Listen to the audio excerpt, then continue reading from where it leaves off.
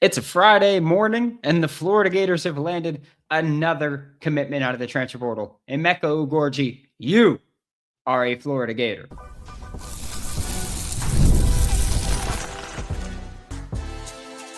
You are Locked On Gators, your daily podcast on the Florida Gators. Part of the Locked On Podcast Network, your team every day. Hello and welcome back to another episode of Locked On Gators, part of the Locked On Podcast and Network, your team every day. Thanks for making Locked On Gators your first listen of the day every day. We are available daily and free. Listen to the podcast and on YouTube. I am Brandon Olsen, host of Locked On Gators, lifelong Florida Gators fan, and here for yet another commitment in this 2026 transfer class for the Florida Gators. This time, Stanford offensive lineman Emeka Ugorji, who at Stanford played both tackle and guard. And I'm gonna rip the Band-Aid off for everybody. The production with Emeka Ugorji is what we in the biz call terrible. Okay, I want to throw that one out there, and I'm throwing it out there because pretty much from the moment Emeka Ugorji came to visit campus earlier this week, we got the fan base that was very, very upset with this. Let me get a chomp in the chat. Let me get a like, subscribe, whatever it is you want to do. I should be better at that. Like the chat is always the group that's like, oh, like this, and it's never me. But Emeka Ugorji's production at Stanford is terrible, right? And I say that not to say that it makes me hate the ad or anything like that. As a matter of fact, I think that it's something you can explain, right? Emeka Ugorji in the 2025 recruiting class, important to note because that means he just finished his true freshman season. Okay? So Emeka Ugorji in the 2025 recruiting class during his true freshman season was a 3-star recruit, and he was the number 73 ranked offensive tackle coming out of high school. Okay? 3-star recruit ranked 1,156th in the nation. 178th player from the state of Texas. Okay? That's all Rivals information, by the way. Or as I didn't specify that. That's Rivals recruiting for him. Let me see if I can see. Yeah, 24/7 had him completely not ranked. Okay. So we're talking about someone that was, that's my bad. 24/7 had him as unranked nationally. Let me get that going. Had him as the 71st offensive tackle, 129th player in the state of Texas. On3 had him as unranked nationally, 53rd player at offensive tackle and 90th in the state of Texas. And ESPN had him as a 3-star, 108th ranked offensive tackle, 178th ranked player in the state of Texas. Rivals had him completely unranked at every position. They didn't have him ranked. Like they had him listed as a 3-star, but he didn't have an offensive tackle rank. He didn't have a state of Texas rank and nothing. Okay. And I bring all this up. I haven't brought this up with other players, right? But I bring all of this up to talk about what he did as a freshman and why I think we can look into why he was a take for Florida, right? 6'5", 300 pounds, and a low-ranked recruit that went to Power 4 football, Stanford, ACC, so barely Power 4, but went to Power 4 football and ended up starting 8 games. Okay? He ended up having to come in and play 31 snaps against Hawaii to start the season. Then in week 3, started against Boston College, and then started for the next 7 games after that one. And then he also played 6 snaps against Notre Dame, which obviously 6 snaps is 6 snaps. But Emeka Ugorji's production at Stanford was terrible. Okay. I have no problem bringing that up. Honestly, I don't even care about it. 2 main reasons. One, he was a freshman 3-star recruit, freshman low 3-star recruit that, again, was not expected to play or contribute or do anything helpful. And so the fact that he ended up becoming a starter, I'm not going to be like, oh, he started. That's great. I do think it's important to acknowledge that, like, the fact that he ended up becoming a starter could be indicative of how bad the talent on the team was, because he had no business starting in 2025 at all. But there he was, starting in 2025. And again, that's something that, frankly, should not have happened, but it did. And so you can bring that up about how the talent around him wasn't great. And I'm not saying that to excuse the play, by the way. I'm not saying that to excuse why. Sorry, just Scott Camp said, I'm starting to feel like you're a roommate. Good job keeping up with all this crazy recruitment process. Morganic, not Chapman, offensive tackle. So this is Troutwine. But with this, like the talent around him was not good. That's fair. That's clear. That's indicative of he didn't start because he was amazing, right? The expectation wasn't for him to be amazing. He started because he was the best of a bad situation. Plain and simple. He started because he was the best of a bad situation. Also, he was a 3-star that started, got his ass kicked all year. He did. He got his ass kicked all year. That's what's supposed to happen. A true freshman, low-ranked 3-star, starts in the Power 4 level. He's supposed to get his ass kicked. That's it. Like that's why I'm not saying that I love the take at all. I don't hate it either, right? Like he's got decent size. And again, Phil Troutwine wants you. I'll shut up. But Emeka Ugorji is someone that has horrible production, got his ass kicked. Is he any good or not? Who knows? Who knows? That's the thing. We want to do this thing in college football, and I don't do it with Gators either. I want to make that clear. Like, I don't do it with Gators either. But we want to have this this immediate we want to have this immediate, like, response of, is he good? Is he not good? Who the hell knows? He's a true freshman, or was a true freshman in 2025, that got his ass kicked at the Power 4 level. Like, that's what's supposed to happen. A low 3-star true freshman gets his ass kicked at the Power 4 level. That's supposed to happen. Is he good? Not right now. Will he be good? Maybe. That's it. Like we don't have to do this. Is he good or is he not good? Like, we don't know. He's a true freshman. We've seen guys have stellar true freshman seasons and then come back and suck the next year, or come back and never get better than they were their true freshman season. The way that I look at it is that he's a true freshman that got significant playing time, which also, I will say this, the overwhelming majority of Emeka Ugorji's snaps played in 2025 were at right guard. Florida views him as a tackle. Yes, that's also he's going to be playing a different position. I think it's important to also bring that up. Like, he has horrible production, but let me see the percentage of his snaps played at tackle. Played 17% of his snaps at tackle. Production sucks. His best game of the season was at tackle, but who's to say if he's going to be good, right? Like Florida views him as a tackle. He has horrible production at guard.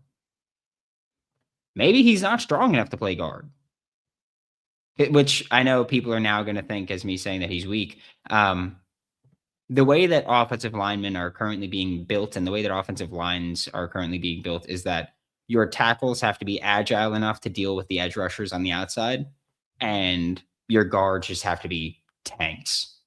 That's how a lot of teams are building right now. And so Emeka Ugorji, like, maybe he's not built to play guard. Maybe he's supposed to play tackle. Who's to say, right? And so we can also acknowledge that, yeah, he has awful production from last year playing guard. Florida views him at tackle. Not only does Florida view him at tackle, but we even told Florida views him as a left tackle. He's only played right guard and right tackle to this point. I know that people say that, like, the reporting that's come out, I think it was Gators Online on 3. Which when I say on 3, I again, I'm saying like on 3's reporting this. It's usually meaning Gators Online. But I believe they were the ones that reported they view him as a left tackle, which he's never played. They reported that they view him as a potential starter in 2026. And I get what is I think I get. We'll say that. I think I get what is being said when you say, "Hey, we view him as a potential starter in 2026," because, well, competition's competition, right? We'll talk about all that when we get back with this live episode of Locked On Gators. Let's talk about something that most men don't bring up, but absolutely should. Stress from work, money, life. It doesn't just switch off at night. And when it shows up at the worst possible time, Rouge Ready is designed to help you take back control. Rouge Ready is a next generation prescription treatment created to support both the brain and the body so you can feel present, confident, and ready when the moment matters. If you've been thinking about taking the next step, stop thinking. Now's the time. Head to rugiet.com/lockedoncollege. That's RUGIET.com/LOCKEDONCOLLEGE to get 15% off your order for a limited time. Rugiet Ready. Feel present, feel confident, and feel ready. The wild card round is here in the NFL playoffs, and FanDuel is officially in playoff mode. Every game day during the NFL playoffs, FanDuel is giving customers even more ways to get in on the action, because right now, every NFL playoff game day, FanDuel users get a profit boost pack waiting for them inside the app. So you open it up first thing on game day. If you want to do, you wake up and that's what you do. You open your profit boost pack in FanDuel, see what boosts you want to apply, see what boosts you get. Even bets that you already like, just make the payout even bigger. So visit FanDuel, an official sportsbook partner of the NFL, and grab your profit boost pack every NFL playoff game day. Thanks again for making Locked On Gators your first listen of the day every day. We are available daily and free wherever it's the podcast and on YouTube. And the Florida Gators added their third offensive lineman of the cycle in Emeka Ugorji. This is their second tackle that they've added. And this is a similar approach that we've seen at other positions like quarterback, where they're not bringing in a big name. They're bringing in a guy that the position coach and or coordinator likes and thinks can contribute and compete right away. And if they don't contribute right away, then they are at least players that you can develop, right?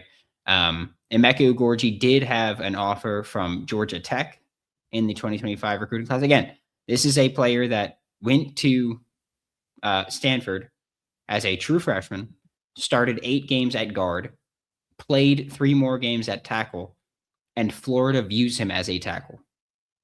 So we could talk about the production, we could talk about what he's done, but also remember, Florida views him as a left tackle.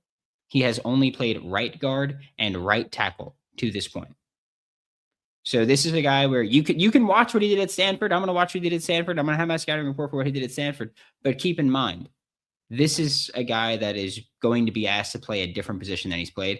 And they say that they think he can compete for the starting spot in 2026. They view him as a potential starter in 2026. If that is the case, that means that you're going to see just an open competition at tackle, which is frankly how I prefer things to be done, especially with the coaching change. I think every year you should go into, this season and say, whoever is the best player or whoever gives us the best chance to win, that's who's going to start. You could do that at running back, right? Like you could say, hey, whoever is the best running back for spring and fall, that's going to be our starting running back. We're not guaranteeing Jaden Ball the starting job, because here's the thing. He's going to win that job. But you can genuinely say, hey, we're having an open competition, and whoever wins it, wins it. You know who's going to win it, but you could say that. Offensive tackle, left tackle specifically, you're probably going to see a competition between Emeka Ugorji, who obviously just committed to Florida from Stanford, Egan Boyer, the offensive tackle that committed to Florida from Penn State with Phil Troutwine. Fletcher Westphal, who's been at Florida for 2 years now, is going to enter his redshirt sophomore year. Watch him compete, watch him battle, see what happens. Emeka Ugorji is someone that had an offer from Georgia Tech coming out of high school, which Georgia Tech, of course, is where Buster Faulkner was. So Buster Faulkner is at least somewhat familiar with his game. And we can talk about that or talk about how that can fit. But Buster Faulkner is at least somewhat familiar with his game coming out of high school. Obviously, Phil Troutwine has watched his film. Obviously, they have met in person and had him on campus for a visit earlier this week. There was interest from what other schools? I think it was Texas was one of the schools that was also interested in Emeka Ugorji out of the portal, but visited Florida. He's from Texas, by the way. Visited Florida, and that was the only visit he ended up taking, which, I mean, I think part of that was that a lot of people thought, hey, Florida could get him immediately if they wanted to. But I will also say that this fits the John Sumrall coaching staff trend right now in the transfer portal, where they want players that have multiple years of eligibility, but also have experience. And I think that's part of why they prioritize the guy, or maybe not even prioritize, but like we'll say took a guy like Emeka Ugorji this early, because he's someone that's going to have 3 years of eligibility. Again, was a true freshman this year. 3 years of eligibility. Let's say he doesn't win the starting job this year. Okay? Because the way to look at it is if he wins the starting job, then he's the best guy you got. Whether or not you like him, whether or not you like the film, if he wins the starting job, he's the best guy you got. If he loses the starting job, then maybe you go, hey, we're going to redshirt you this year. That's also a possibility. If he loses the starting job, you can just say, hey, we're going to redshirt you this year, keep your 3 years of eligibility for the future, develop you this year. Like I've said, like his production is awful at guard, but if Phil Troutwine wants you, I'm good with it. Phil Troutwine and Gerald Chapman are the only two coaches where I'm saying, if you want them, I'm good with it. Don't care. And so they obviously see something in him physically. He needs a lot of work technically, but again, he's someone that was playing right guard, played right tackle, was a right tackle in high school. And Florida reportedly wants to give him a shot at left tackle. So could be an interesting competition there again between Emeka Ugorji, Egan Boyer, and Fletcher Westphal. And if anybody else is going to compete there, right? I'd say let Caden Jones compete there. Let them all compete at both tackle spots. See what gives you the best duo. Right there. Just on work ethics, I believe we should stop being so overly critical of the staff and picks. Sure, I'm not going to say the rest of that, but I think it's fair to be critical or fair to be skeptical, right? I do think it's important.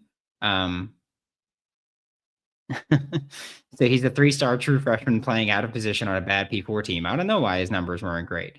Yeah, who'd have thought? Who'd have thought? With a staff that got replaced. Also, trying to throw that out there. So I think right now we can look at it and we can say, hey, he was bad this year. Because he was. But that doesn't mean that he'll be bad in the future, considering he was supposed to be bad this year. Honestly, he was a low-ranked 3-star. He should not have been playing power football in 2025. He should have been redshirting in 2025. And also, that's another thing. How often do I go on this show? And no matter what freshmen we talk about, no matter how good these recruits are in the trenches or on the offensive line, no matter how good they are, I don't care if it's a 5-star, you will hear me say, I do not want a true freshman playing on the offensive line. I do not want I don't want them playing significant snaps on the offensive line. I don't want them starting on the offensive line. I say it all the time. You think that Emeka Ugorji went to Stanford, got proper coaching for a year, and was ready to be the true freshman starter at guard? No, that's not the case. He shouldn't have been starting. That's not a knock on him. I can acknowledge that he was bad in 2025 while also saying he was not helped by the coaching staff. That's it. Will he be good? Who the hell knows? Who knows? He's going to be playing a position in 2026 that he hasn't played at college. If he's playing, of course. He's going to be playing that position even if he's practicing and not playing. But who knows, right? I would imagine maybe on the visit, they had that conversation and saw if he could physically do it. Maybe it was a conversation about if he's more comfortable trying to left side, whatever it can be. So for Phil Troutwine, it's like you got your guys, you're targeting this. This is clearly your plan of instead of bringing in big name players, let's bring in guys that can come in, compete for a starting spot. And if they win the starting spot, then great. They're the best of our group. They're going to be our starters. If they lose, then we can feel pretty comfortable with the depth. This is a true freshman that fits the John Summerall, or a guy that just finished his true freshman season that fits the John Summerall transfer portal looks right now, with multiple years of eligibility, because he will have 3 years of eligibility, and experience playing college football because he played 523 snaps offensively in 2025.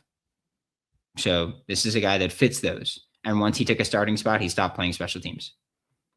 So that's what he fits the John Summerall requirements. He is also a guy coming off his true freshman season. And Phil Troutwine likes him. It's tough for me to complain. I'm not going to pretend that I'm overly enthused, right? But I'm also not mad. I get why the production sucked.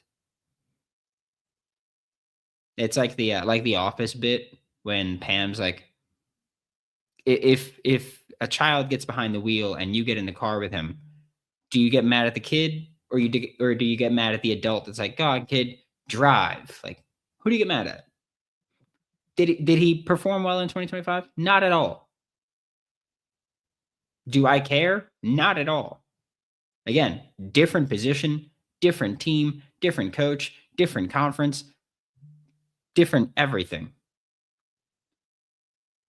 That's it. I'm not overly thrilled, but I'm not going to sit here and say that this is a bad take or an awful take or an awful player,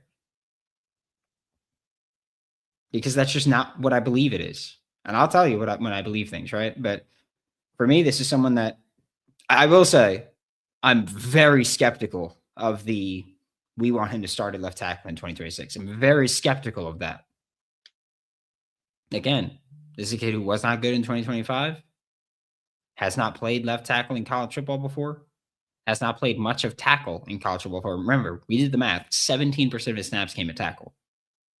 This is not someone that has done all these things. And you're asking him to, hey, by the way, get better while also learning this position, learning this offense, learning all that. Is it impossible? No. Is it something I want to rely on? Absolutely not also. But this is a guy that has experience and 3 years of eligibility. I think those are good takes. Generally, I think those are good takes, because if that's your main selling point, or even if you don't earn a starting spot, that's quality depth there. And so I'm good with that. Gary, thank you, Brandon, for all these updates. This is the most exciting vibe about the Gators in a long time. I can't wait for spring ball. Can't wait for I'm going to assume we're going to be going live more than just this show today. I'm going to say that. I'm going to say so like, subscribe, comment, review, whatever the hell it is you want to do. Put your notifications on.